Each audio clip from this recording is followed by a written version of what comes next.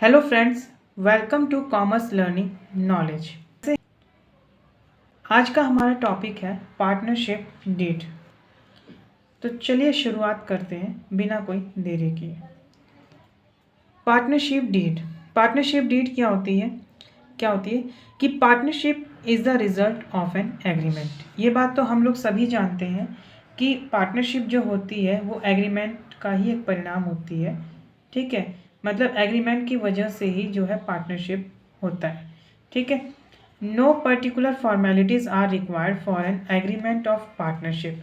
मतलब कि पार्टनरशिप की एग्रीमेंट के लिए कोई भी फॉर्मेलिटी की रिक्वायरमेंट नहीं होती है।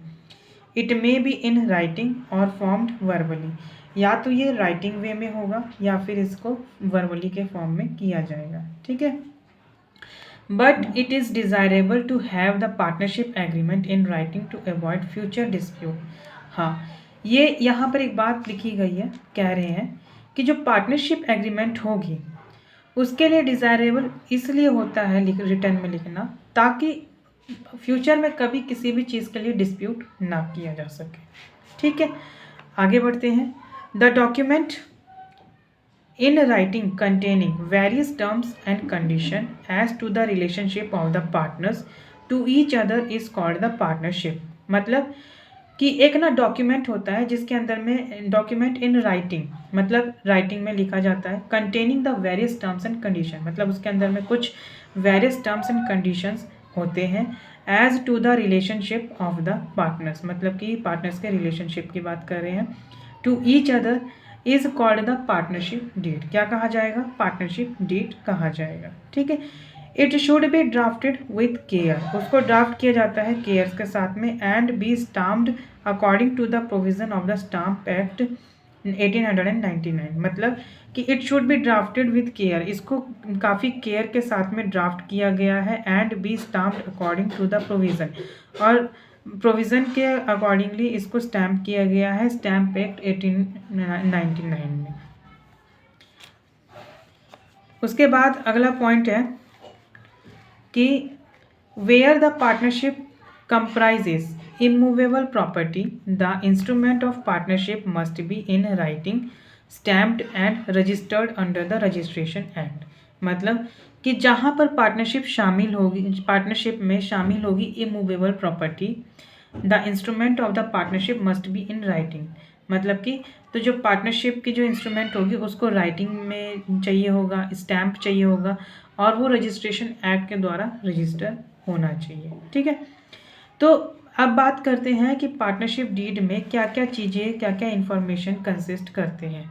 सबसे पहले तो आपको ये जान लेना है कि पार्टनरशिप डीड में आपका पार्टनरशिप फर्म का नाम आएगा। जैसे कि मान के चलो आपका नाम है तो आप अपने रिपोर्ट कार्ड पे क्या लिखते हैं? नाम लिखते हैं। इसी तरह से एक फ़र्म होती है, हमें अगर किसी फ़र्म का निर्माण करना है तो उसमें सबसे पहले हम अपने पार्टनरशिप फर्म का नाम लिखते हैं। ठीक है, उसके बाद हम क्या करते हैं कि उस पार्टनरशिप फर्म के नाम लिखने के बाद में वहाँ पे क्या होता है कि हम सभी पार्टनर्स के नाम लिखते हैं कि उस पार्टनरशिप फर्म में कौन कौन रहने वाला है। उसके बाद nature and place of the business of the firm, उस बिजनेस मतलब बिजनेस के नेचर और उसके प्लेस के नेचर, यानी कि nature and place of the business of the firm, यानी कि बिजनेस के प्लेस और नेचर के फर्म पता होना चाहिए। ठीक है, कि उसका उस बिजनेस का नेचर कैसा है और वो कौन सी जगह पर है। ठीक है, अब बात करता है date of commencement of partner. मतलब जब पार्टनरशिप हुई थी तो उसकी कमेंसमेंट डेट, यानी कि सपोज कर लीजिए आज की, जैसे मान के चलिए आज मैंने किसी भी के साथ में दोस्ती कर ली, ठीक है, और मैंने कहा कि भाई चल अगले अगले 5-6 साल के लिए तो मेरे साथ पार्टनरशिप ही कर ले।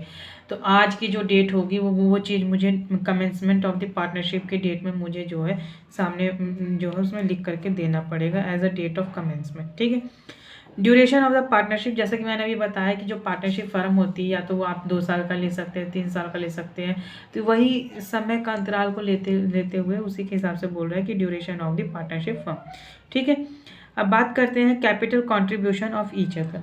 अब यहाँ पर जितने भी पार्टनर्स होंगे सभी के सभी आपस में कैपिटल को कंट्रीब्यूट कर सकते हैं, यानी कि थोड़ा पैसा तू लेकर के आ, थोड़ा पैसा मैं लेकर, तो थोड़ा पैसा वो लेकर के आएगा, वगैरह वगैरह, उससे जो है आपकी फर्म जो है चल पड़ती है। ठीक है, अगर आगे हम बात करें तो capital contribution of each partner, मतलब कि प्रत्येक पार्टनर की जो होती है ना उसके कैपिटल कंट्रीब्यूशन होती है। ठीक है। Profit sharing ratio of the partners, मतलब पार्टनर्स के शेयरिंग प्रॉफिट शेयरिंग रेशियो को करना पड़ता है। ठीक है। Admission and retirement of a partner, यानी कि कोई भी पार्टनर है तो उसकी एडमिशन के लिए और उसके रिटायरमेंट के लिए करना पड़ता है। Rates of interest on capital drawings and loans, मतलब कि जो रेट ऑफ इंटरेस्ट होगा वो कैपिटल में, ड्राइंग्स में और लोन्स में होगा। ठीक है। मतलब आप कोई भी कैपिटल लेते हैं या कोई भी ड्राइंग्स लेते हैं या फिर कोई भी लोन लेते हैं उसके ऊपर में आपका रेट ऑफ इंटरेस्ट चढ़ता है। ठीक है। अब बात करते हैं provision for settlement of accounts in case of dissolution of the firms. ठीक है। तो मतलब जैसे settlement of accounts in the case of dissolution of firm, जैसे कि फर्म डिसोल्यूशन हो जाती है तो उस अकाउंट्स के सेटलमेंट के लिए प्रोविज़न क्या क्या होते हैं उसके बारे में बता रहा है। ठीक है। Provisions for salaries and commission payable to the partners if any. ठीक है। फिर उसके बाद बोलता है कि provision of expulsion of a partner in case of gross breach of duty और फ्रॉड। अ पार्टनरशिप फर्म में ऐड और डिलीट में any provision according to the needs of the firm. ठीक है। तो आगे जो बोलता है कि provision for settlement of accounts in the case of dissolution of firm. 11 point बोलता है प्रोविज़न फॉर सैलरीज ऑन और commission payable to the partners if any. 12वां पॉइंट बोलता है provision for the expulsion of a partner in case of gross breach of duty और fraud. A partnership firm may add or delete any provision according to the needs of the firm. A partnership may add or delete any provision according to the needs of the firm. ठीक है। तो चलिए आज के लिए बस इतना ही। यदि आपको मेरा ये वीडियो पसंद आया हो तो प्लीज़ लाइक एंड सब्सक्राइब ज़रूर कीजिएगा। मिलते हैं अगले नए टॉपिक पर फिर इस समय। धन्यवाद।